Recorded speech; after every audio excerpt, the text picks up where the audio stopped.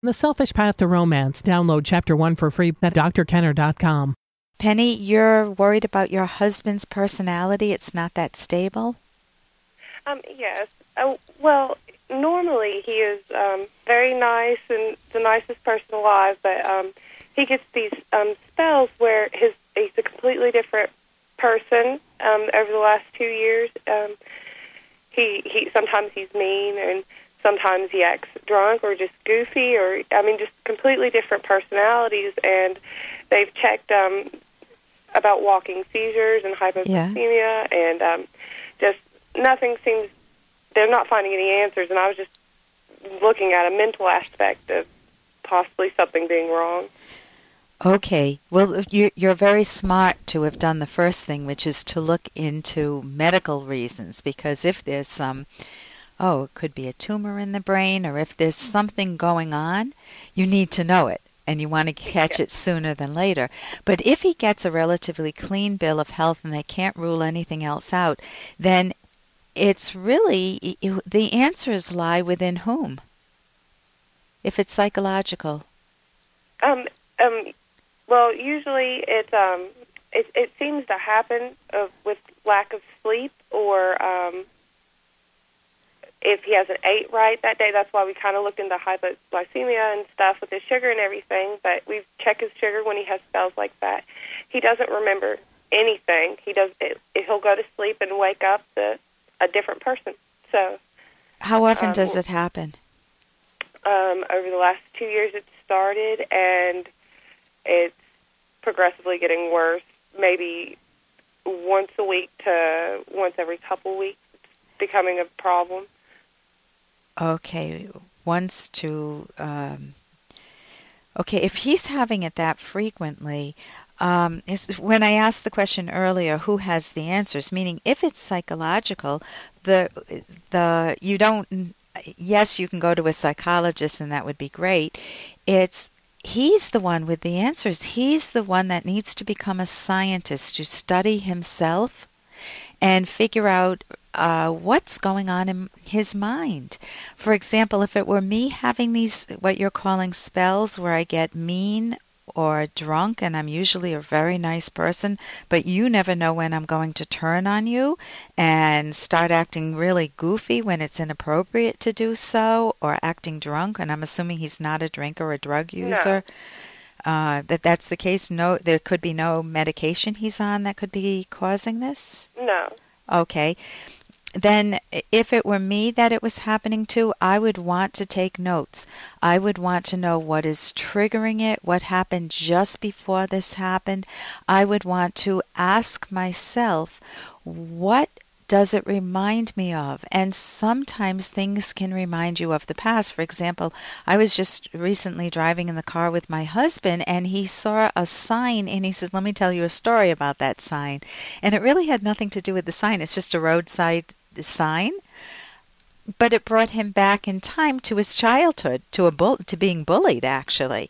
And it was a story I never knew about. And so it would be up to your husband to try to really be invested in getting to the bottom of this. What is his best explanation of it? I know you said he doesn't remember it. He goes to sleep and then doesn't, have memories of it. Hey, I got to interrupt this because we've got to pay some bills. 30 seconds, that's it. A very quick ad, and then Ellen will be back. Romance. I wish I knew more about what girls want from a relationship. Boy, I wish I knew more about what I want. Where's that ad I saw? Here it is. The Selfish Path to Romance, a serious romance guidebook. Download Chapter 1 for free at selfishromance.com and buy it at amazon.com. Huh. The Selfish Path to Romance. That is interesting. What is his best explanation of it? I know you said he doesn't remember it. He goes to sleep and then doesn't, have memories of it. Honestly, that's been a problem with us that I'm dealing with, that he's not addressing this as serious as it is for me, because for me, I'm the one dealing with it, honestly. And yeah. And he doesn't know anything. To be honest, until it happened at work one time, he didn't even believe me that it was even happening, because he just has no memory of it whatsoever. Okay, and it only started 2 years ago. Any history of trauma, or did anything happen 2 years ago? No. We had a child. It started right after then, and the sleep, more lack of sleep after that point. Then that's why I thought that might be a factor. But 6 years prior to this. 6 years ago, at a job, he was working a lot. He was working doubles and overnight shifts, and he passed out, and they caught it on camera because they had security cameras, and all they caught was his feet, and they moved a little bit, so they thought seizures at first, and they looked all into that, and nothing ever came of it. And that maybe happened one or two more times where he just kind of passed out. And it maybe happened one more time within the last 6 years, and then over the last 2 years, it's escalating. A lot more aggressive. Right. So it's really him being invested in figuring out what this is, because he's got a lot at stake. You've got one child now, right?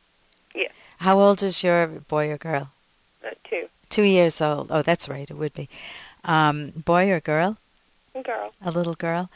So it's really up to him. He's got his relationship with his daughter at stake. I mean, if he were my husband, I would be afraid to leave him with our daughter, because I don't know if he's going to start acting mean or drunk or goofy. I would want to know about his history. Not every married couple knows the history of their spouses. What was We've been together since what? a young age. Okay, so you pretty much know one another. What happened? What are his thoughts about having a child? So you know what happened in his own childhood. Was it unremarkable, or was there some trauma in it? Not that I've ever been told, no. Okay. So, again, the first thing I always rule out is the medical, Penny, meaning I want to make sure that there's not something wrong. I've dealt with clients who have found out, unfortunately, that they had a brain tumor, as you mentioned, epilepsy. So I think you're going in the right direction. I think he needs to take it more seriously, but you can't force someone to take it seriously. He can just know that a lot's at stake. I love you a lot, you can tell him, or I love you. It's not a lot, but I love you, and I want us to work together on this. This is a real problem for me. Imagine if you were in my shoes and I suddenly, out of the blue, when you're expecting a lovely climate at home, for me to be in a good mood, you come home and you find me acting drunk, or you find me acting mean or goofy. What would you want me to do? You can try to put him in your shoes? I've been down that road. Okay, and it's a dead end. Yes. Is there anything else going on in the marriage that I need to know about? Really, this has been our issue this is the only problem that we've really been having. Other than everyone's problems, finances, and everyone deals with that, and daily struggles and everything. But, no more stress than we've ever had before. Okay, so I would recommend supportive therapy for yourself to help, and couples if he's willing to come in, and to try to, if you can get cognitive therapy, that would be excellent. Cognitive's are you familiar with that? No. It's just a dressed up word meaning thinking therapy. You want to get to his thoughts. What happens when he's in a good mood? What's going on in his mind?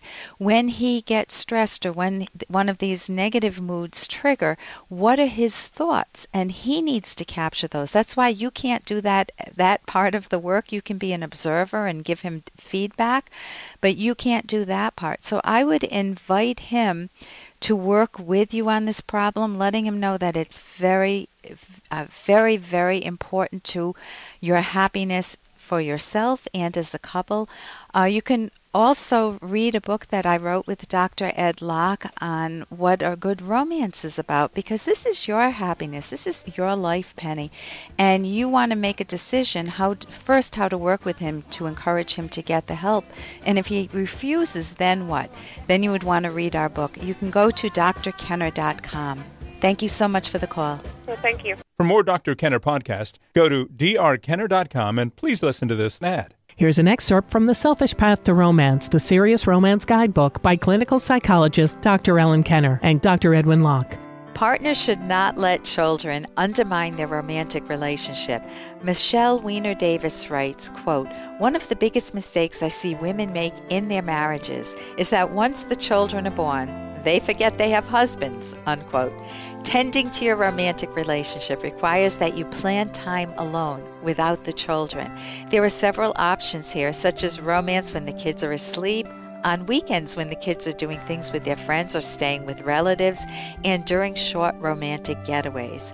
While children require and deserve a great deal of care and attention, so too does your intimate partner. Don't forget that your partner is your top social value. You can download Chapter 1 for free by going to drkenner.com, and you can buy The Selfish Path to Romance at amazon.com.